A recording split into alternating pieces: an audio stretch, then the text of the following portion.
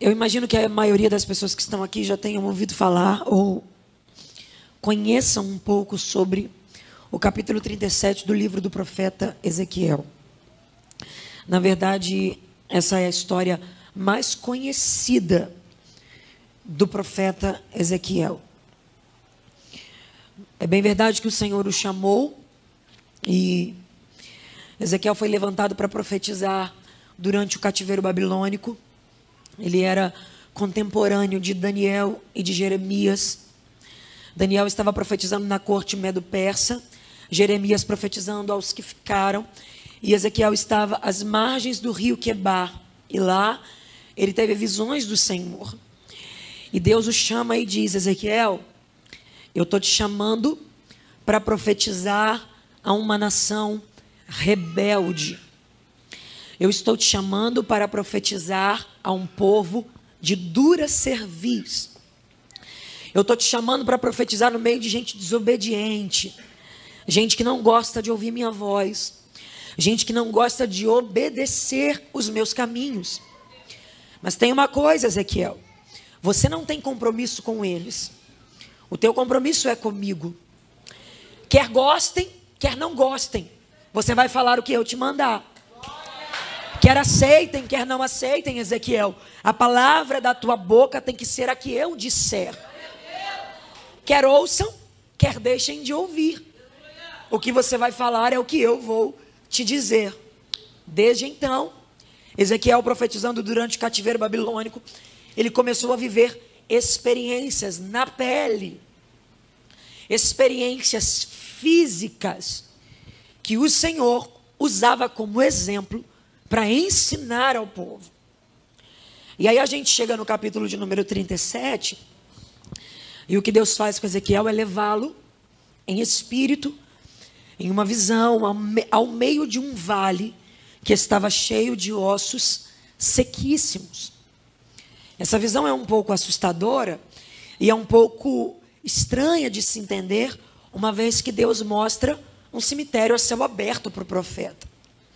Só que o próprio Deus diz o que é esta visão e o que significavam aqueles ossos. O Senhor diz: Ezequiel, esses ossos são toda a casa de Israel. Porque eles dizem: nossa esperança se secou. O cativeiro babilônico ele teve essa característica, ele roubou a esperança do povo. Prova é que no Salmo de número 137, você vai ver uma exemplificação do que está acontecendo com quem está cativo. Eles dizem: às margens dos rios da Babilônia, nos assentávamos e chorávamos, lembrando-nos de Sião. E os que nos levaram cativo nos pediam: canta-nos uma canção. Só que as nossas harpas estavam penduradas no salgueiro. E como é que a gente vai cantar louvores de Sião em terra estranha? O cativeiro babilônico roubou a vontade de celebrar. O cativeiro babilônico roubou do povo a esperança de cantar. Eles acreditavam: a gente não volta mais. Nossa cidade está destruída. Os muros estão arruinados. Acabou tudo. Não tem jeito, não tem esperança, não tem saída. E aí Deus dá essa visão ao profeta Ezequiel, a fim de dizer para ele como estava a nação de Israel. E ele diz: a mão do Senhor estava sobre mim, e o Senhor me levou em espírito e me colocou no meio de um vale que estava cheio de ossos. É estranho de se entender um Deus bom, um Deus que favorece o seu povo, levando o profeta a um cenário tão assustador como esse. Só que você vai ver que Ezequiel diz que o Senhor pega e leva. O Senhor pega e leva. Deus não pergunta se Ezequiel quer ir. Deus não pergunta o que Ezequiel pensa do lugar onde ele vai levar. Não. Deus pega e leva. Deus não pergunta se Ezequiel, se está na hora, se Ezequiel aceita, se Ezequiel gosta, se Ezequiel concorda. Não, Deus pega e leva. Porque quem é de Deus, Deus faz isso. Deus pega e leva. E embora nós estejamos vivendo num tempo onde se criou no coração do povo crentes mimados, crentes que acham que podem dizer para Deus como é que funciona, crentes que pensam que podem dizer para Deus como é que se faz, não. Eu vim dizer que o Deus da Bíblia ainda é assim, Ele pega e leva, Ele faz do jeito que Ele quer, Ele faz da maneira que Ele desejar, e tem mais, nós somos povo dEle, Ele faz da nossa vida o que Ele quiser. Pega na mão de alguém que está do seu lado e fala para ele: quem manda aqui é Ele. Quem decide o que vai acontecer aqui é Ele. Tem alguém que ainda bate no peito e diz: não gostei, não aceito, não concorda. Pera lá, tu não tem que concordar com nada. Quem manda na igreja é o dono da igreja. Quem decide o que acontece na igreja é o dono da igreja. Oh, mistério. Ele pega e leva. E com Ele é assim, Ele não está pedindo a opinião de ninguém, Ele pega e leva. Remai de revachúria. Pegou, levou. E deixa ele ali. A mão do Senhor estava sobre ele, mas o Senhor não tira ele no exato momento, não. E Deus ainda diz para ele assim, ó, porque você olhar o vale, olhar aquela realidade é uma coisa. Observar, gente, eu estou falando de um cemitério, a céu aberto. Você imagina alguém te pegar agora e te levar num lugar onde tem um monte de caveira, um monte de osso. Como você se sentiria? É o que Deus está fazendo com Ezequiel. O cenário que Deus leva a Ezequiel é esse. Deus podia facilitar as coisas e dizer para ele: só contempla, só observa. Mas ao contrário disso, a Bíblia diz que o Senhor ainda faz ele andar no meio do vale. Deus faz ele andar ao redor deles. A minha pergunta é, num cenário desse, como é que anda? Diante de uma visão dessa, diante de uma realidade dessa, diante de um cenário que se foi colocado, como é que anda? Pergunta para quem está do teu lado, como é que anda? Não faz cara de quem não entendeu, fala, como que anda? Porque tem gente que está igualzinha a Ezequiel. Deus colocou ele em cenários que ele não esperava estar. Deus deixou ele chegar em situações que ele não planejou. Tua realidade está num nível que você nunca imaginou que tu viveria isso. Mas quem que vai fazer? O Senhor pegou e levou. Você não está entendendo nada, você não está entendendo o que está acontecendo. Mas uma coisa você sabe: quem me colocou foi Deus, quem está comigo é Deus, quem me guardou foi Deus. E como se já não bastasse levar a gente para um lugar que a gente não quer ir, ele ainda diz assim, ó, anda. Anda. Mas a pergunta de quem está fora do cenário é, se eu estou de fora andando, eu pergunto para Ezequiel, como é que anda aí? Porque eu não teria coragem. Como é que anda aí? Ele mesmo responde como é que anda. Ele diz assim, ó, e ele me fez andar. Ah, não. Eu vou dizer mais uma vez, e ele me fez. Não, ele não me mandou, ele me fez. Não, ele não me pediu para andar, ele me fez. O que é fazer andar? É pegar na mão de alguém e dizer, vem. Tem gente que olha para a tua vida e não entende como é que você ainda consegue ficar de pé. Tem gente que olha para a tua vida e não entende como é que você continua caminhando, dando glória, celebrando, participando. Alguém olha e pergunta, como é que consegue andar? Como é que consegue dar glória? Como é que consegue estar de pé? A resposta é, ele me fez. Ele me fez. Todo dia ele pega na tua mão e diz, anda, anda. Você não pode parar. Você está proibida de parar. Você está proibido de parar.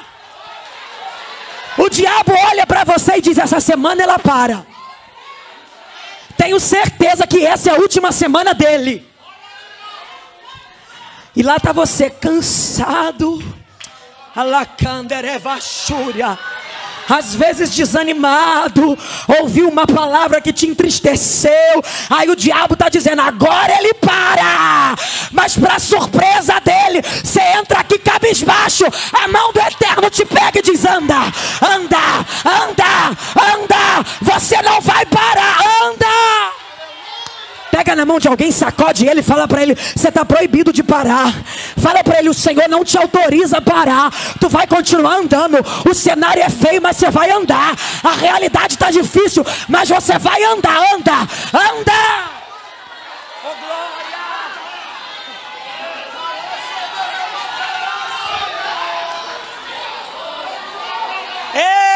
mistério!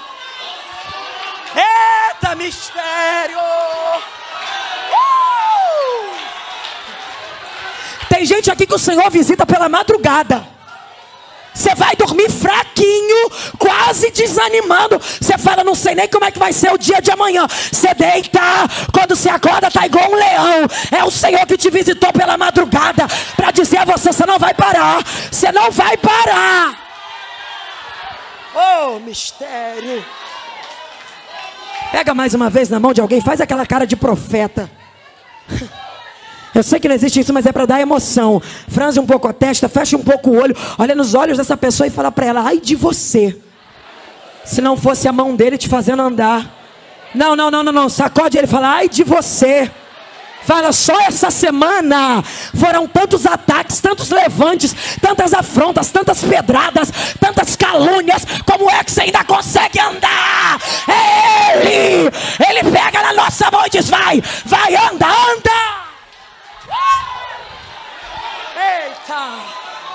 Eita, é só ele.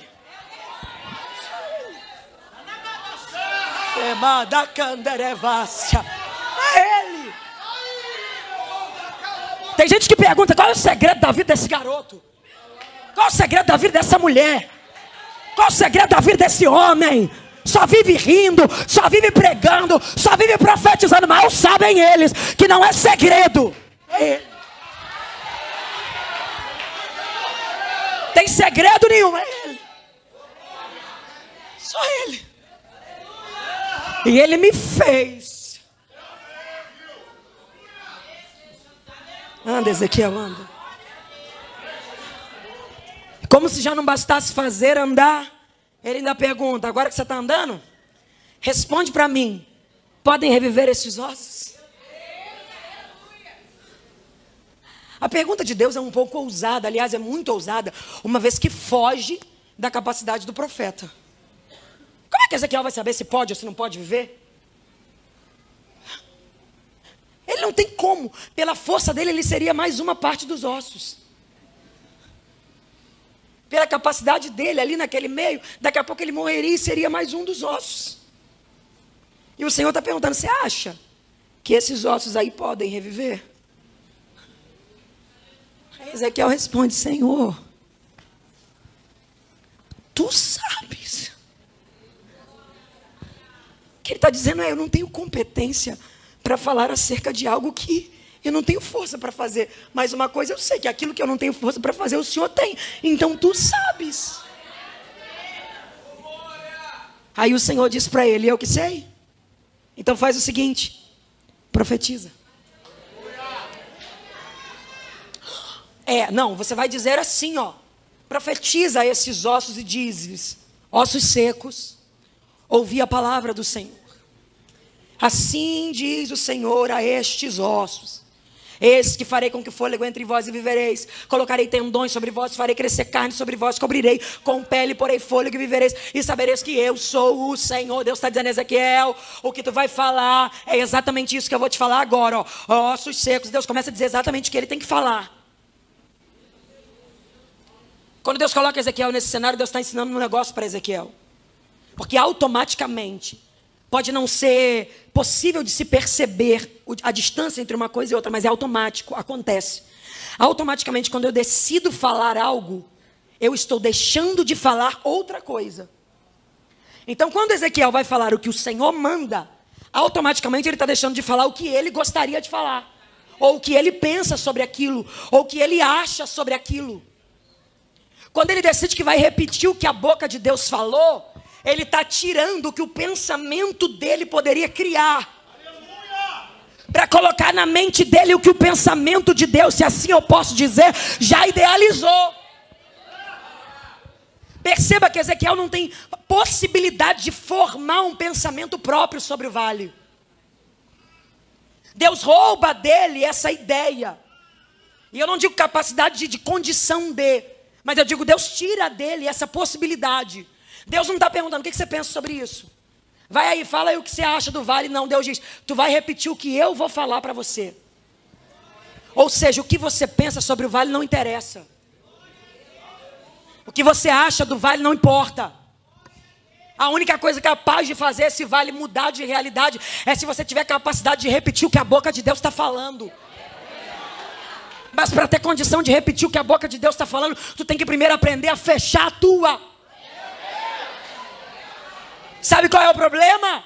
Nós estamos perdendo a oportunidade e o time de repetir o que Deus está falando, porque enquanto Deus está falando, a gente está falando o que a gente acha.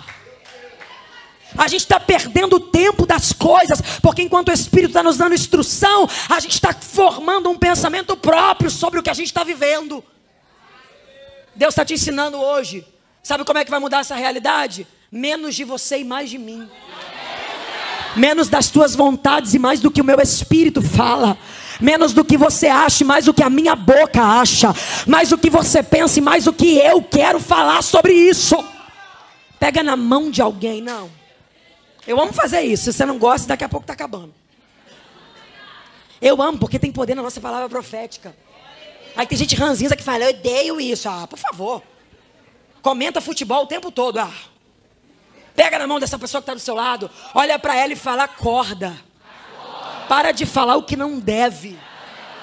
Para de abrir a boca para falar o que o Senhor não quer que você fale. Para de ficar perdendo tempo formando o seu próprio pensamento sobre isso. Fala para ele, quem é espiritual entende o que o Espírito está dizendo. E o que o Espírito quer que você entenda é, fecha a tua boca e só abra quando ele mandar. Fecha a tua boca e só abre quando ele mandar. Não, tu não vai falar o que você acha. Tu não vai falar o que você pensa. Tu vai falar o que o Espírito quer que você fale. O problema é que tem muito a tua vontade aí no meio. Tem muito a tua axiologia aí no meio. Você não está vendo que a tua axiologia não resolve nada? Tua axiologia fica da porta para fora. Ah, mas a minha faculdade, meu amigo, no meio do vale, faculdade de ninguém resolve. Ah, mas a minha mãe, o meu pai, meu amigo, no meio do vale. Oh, mistério de Deus. Será que você não está entendendo que no meio desse vale, o que tu aprendeu lá no teu curso tal,